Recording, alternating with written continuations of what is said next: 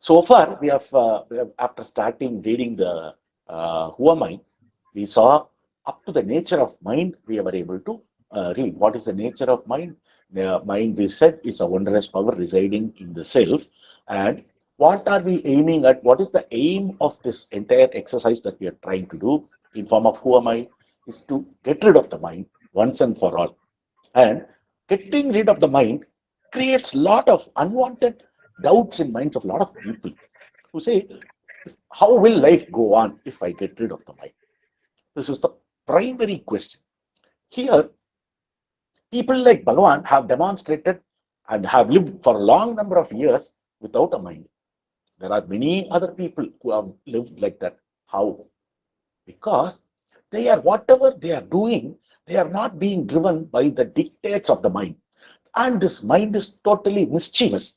What this mind does is it will create circumstances according to how it wants. It won't accept what it is there. It won't go by as is. It will create to be. A to be scenario will always, mind will try to create.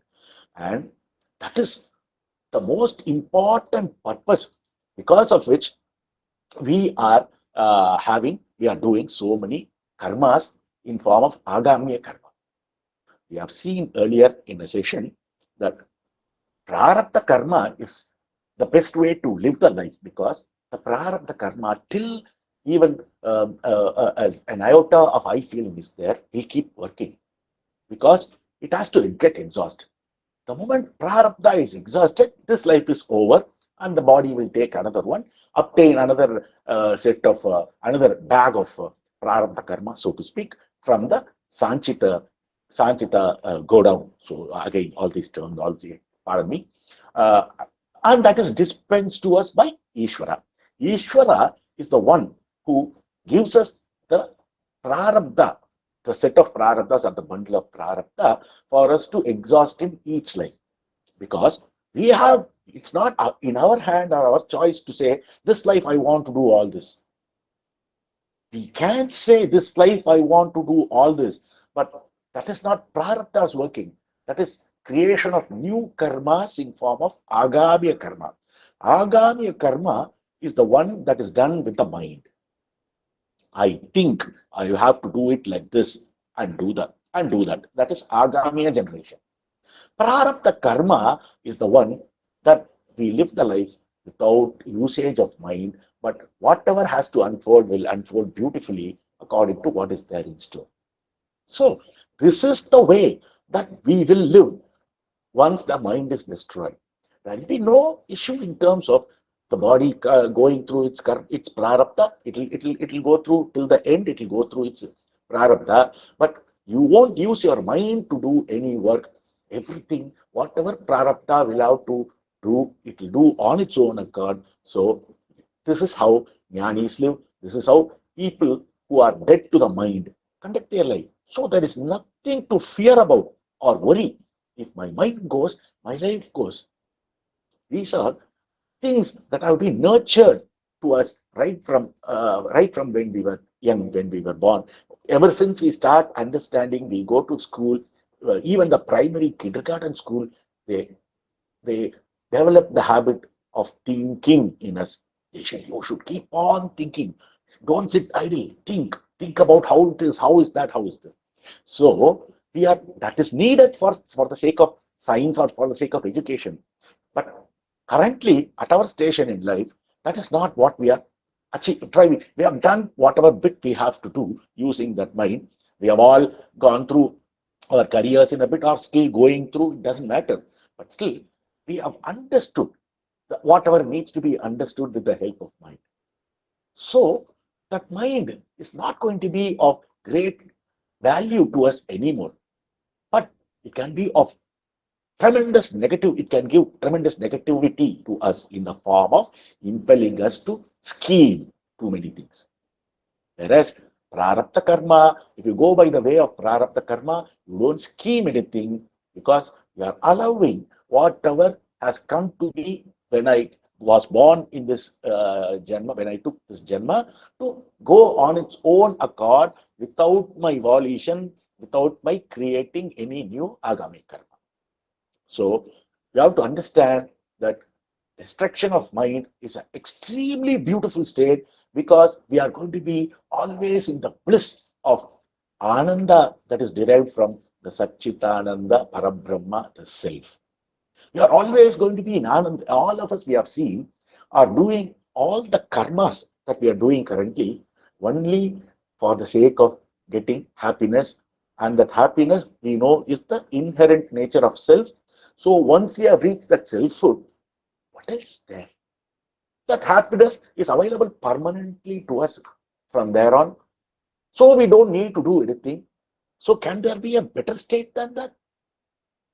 Everything we are going to sit, we are going to watch, we are going to just enjoy the bliss of Parabrahma, while things, whatever has to happen, will be happening without attaching to us. Because that I is gone, there cannot, the karma, even if the prarabdha has to, it appears to happen, it's not going to attach itself to anything, because it has no I.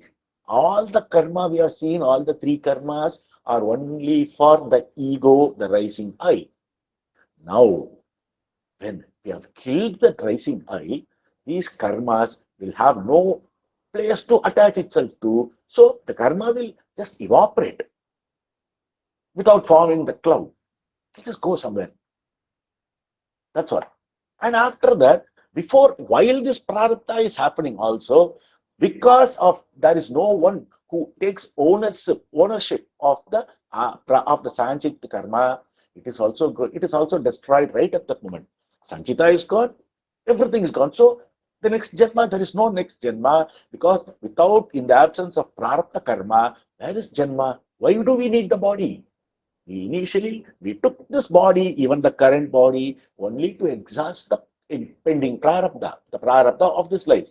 So, when the sanchita, from where the prarabdha is derived, becomes zero, there is no need for another body.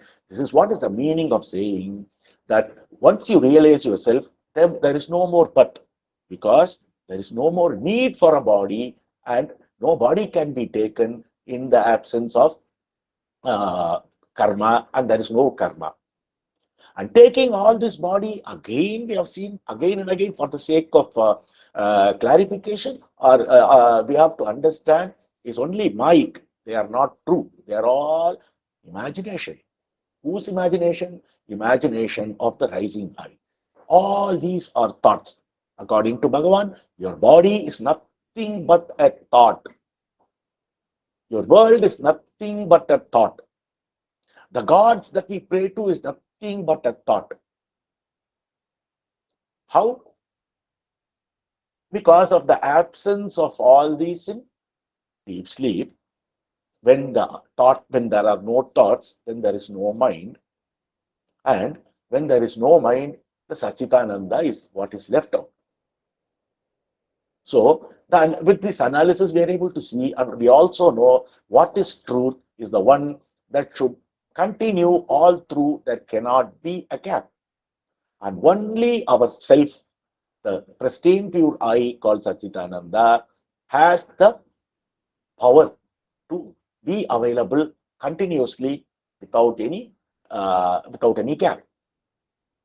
That is why it is said that for a self-realized, once self is realized by means of destruction of mind, there is no more need for a body, and so it is considered in the dualistic language as our last birth.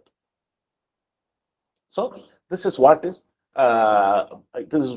the purpose for which we are studying this Who Am I technique as taught by Bhagavan, to put it in practice.